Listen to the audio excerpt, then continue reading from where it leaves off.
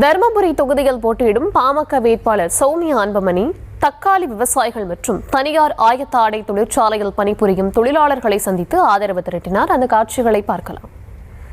எல்லா கிராமத்துக்கும் ஏரி குளங்கள் தண்ணீர் இயற்கை வளம் பெறும். ஏன்னா யோசிச்சு பாருங்க, மாம்பழச்சினம் தான் தர்மபுரி மாவட்டத்துக்கு நிறைய வளர்ச்சி திட்டங்களை கொடுத்திருக்குது.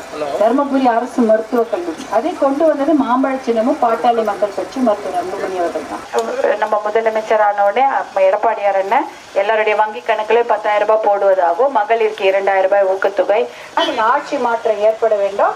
நீங்களா விவரங்களை தர இருக்கிறார் செய்தியாளர் ராஜேஷ். விவரங்களை வழங்கலாம். தர்ஷினி வணக்கம். தர்மபுரி சட்டமன்ற தொகுதியில் போட்டியிடும் பாமக வேட்பாளர் சௌமியா அன்புமணி பல்வேறு தரப்பு மக்களை சந்தித்து ஆதரவு திரட்டி வருகிறார். தனியார் ஆயத்த ஆடை தொழிற்சாலையில் பணிபுரியக்கூடிய தொழிலாளர்களை சந்தித்து அவர்களிடம் இருக்கக்கூடிய குறைகளை கேட்டறிந்தார். மேலும் அதிமுக ஆட்சிக்கு வந்த பிறகு முன்பு நிறுத்தப்பட்ட தாலிக்கு தங்கம் உள்ளிட்ட பல்வேறு திட்டங்கள் கொண்டு வரப்படும் என்றும் வாக்குறுதி கொடுத்தார்.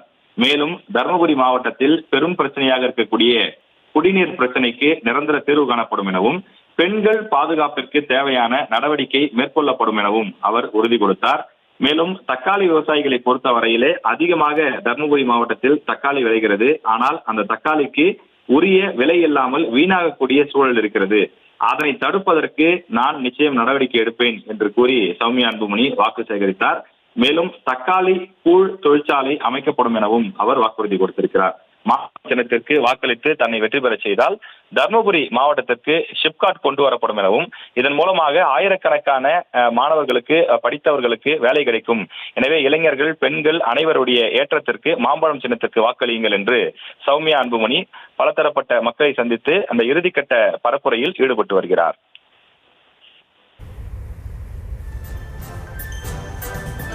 விவரங்களுக்கு நன்றி.